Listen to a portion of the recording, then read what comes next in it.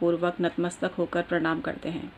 लेकिन जब भी किसी देवी देवता या नदियों का या सरोवर का कोई विशेष पर्व होता है तो उसके पीछे वैज्ञानिकता भी होती है और साथ ही साथ हमारे प्राचीन धरोहर के रूप में हम उसको अपने में समाहित भी करते हैं। तो मित्रों, गंगा दशहरा पर ऐसा क्या करें जिससे कि वर्ष भर की हुई सारी गलतियाँ धुल जाएं गंगा जी के जल में। आप जानते हैं गंगा जी के जल में मानसिक और शारीरिक पूर्ण रूप से शुद्धता मनुष्य को प्राप्त होती है, लेकिन इसके लिए प्रायश्चित का भाव होना भी बहुत ज़रूरी है। अहंकारवश गंगा जी में स्नान जो मनुष्य करता है तो कोई फ़ायदा नहीं है। माँ गंगा तो अपना आशीर्वाद देगी ही, लेकिन उस मनुष्य पर उसका प्रभाव जितना पड़ना चाहिए नहीं पड़ेगा, क्योंकि उसका जो मन है वो अपवित्र है, मन में विकार है। तो मन के विकारों को दूर करने का दिन है गंगा दशमी या गंगा दशहरा, और इसका मैं विस्तार से आपको बता रही हूँ, तो वीडियो आप पूरा देखिएगा। मैं हूँ आपकी अपनी ज्योतिषी डॉक्टर उमाश्री, आप सबका बहुत बहुत स्वागत करती हूँ और गंगा दशहरा की हार्दिक बधाई आपको अग्रिम प्रेषित करती हूँ। माँ गंगा आपका कल्याण करे। आप घर बैठे ही गंगा जी का आह्वान कर सकते हैं, क्योंकि लॉकडाउन में अभी पॉसिबल नहीं होगा वहाँ जाना। तो किस तरह से घर बैठे ही गंगा जी का आह्वान करें, मैं आपको आह्वान मंत्र पढ़कर बता रही हूँ। ओम नमो भगवत्ये, वह है आदित्य है और यह है भगवत्ये, दश पाप हराए गंगाए, रेवत्ये आदित्य है और यह है रेवत्ये, शिवाय दक्षाय अमृताय, विश्वरूपिण्य नंदिन्य ते नमो नमः। ये मंत्र है और इस मंत्र के द्वारा आप गंगा जी का आह्वान करें।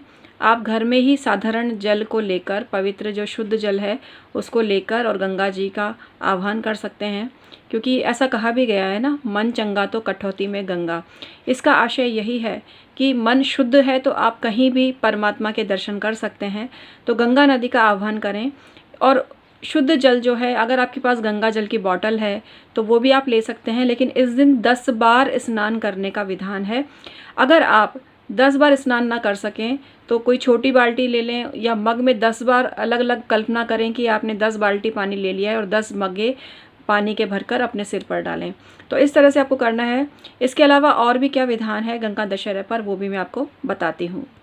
इस दिन 10 ब्राह्मणों को 16 मुट्ठी तिल का दान करना चाहिए। 16 मुट्ठी तिल ले लीजिए और प्रत्येक ब्राह्मण मतलब 10 ब्राह्मण देवता को 16 मुट्ठी तिल का दान करना चाहिए। विभिन्न जो जलचर होते हैं वो भी हम उस जीव में भी परमात्मा का निवास मानते हैं, और विभिन्न ग्रंथों में ऐसा वर्णन किया गया है कि इस दिन मछली, मेंढक और कछुआ ये बनाने चाहिए आटे के। बिल्कुल आप आर्टिस्ट तो नहीं है, लेकिन आप इमेजिनेशन करके थोड़ा सा बनाइए और फिर आप उनकी पूजा करें और 10 दीपक जलाएं। 10 दीपक जल प्रवाहित करें। जल प्रवाहित नहीं कर पाएँ तो वैसे ही घर में ही, जैसे कि पानी का भर के आप डेकोरेशन के लिए दीपक जलाते हैं ना, तो उस तरह फ्लोटिंग जो होते हैं, तो उस तरह के भी आप 10 दीपक जलाएं। तो 10 दीपक उस दिन जलाने का विधान है और बहुत ही शुभ माना जाता है।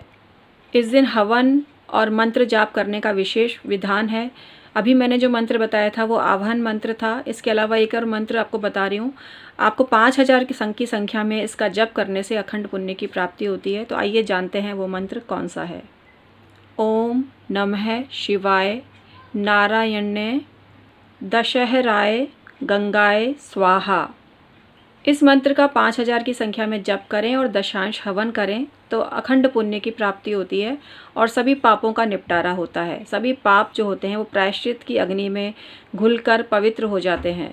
यदि आप इतनी अधिक संख्या में मंत्र नहीं कर पाएँ तो जितनी आपकी श्रद्धा है, जितनी सामर्थ्य है, उसके हिसाब से भी आप मंत्र और जप कर सकते हैं। घी की आहुति देवें। इसके अलावा सुहागिन औरतों को भोजन कराना इस दिन बहुत शुभ माना जाता है। तो लॉकडाउन में घर पे नहीं करा सकते तो आप भोजन बनाकर और उसमें एक जो घी है, आपने आहुति वगैरह दी, घी आप वहीं से लेकर थोड़ा सा घी रखें और उसी के द्वारा आप स्त्रियों को, सुहागन स्त्रियों को भोजन कराएं। ब्राह्मणों को भी भोजन कराकर दक्षिणा देवें। जिन ब्राह्मणों को भोजन कराया जाता है उनकी संख्या भी 10 होनी चाहिए। कुल मिला के जो 10 का आंकड़ा है इस दिन बहुत ज़्यादा शुभ माना जाता है। 10 दीपक, 10 ब्राह्मण और इस तरह से 10 तरह की जो प्रॉब्लम्स हैं वो दूर होती हैं गंगा स्नान से। तो आप अपने स्नान के पानी में ही गंगा के जल की कल्पना करें और जो मैंने आह्वान मंत्र आपको बताया उसके द्वारा आप आह्वान करें। तो इस तरह से आप गंगा स्नान करेंगे तो आपको घर बैठे ही गंगा स्नान का पुण्य प्राप्त होगा।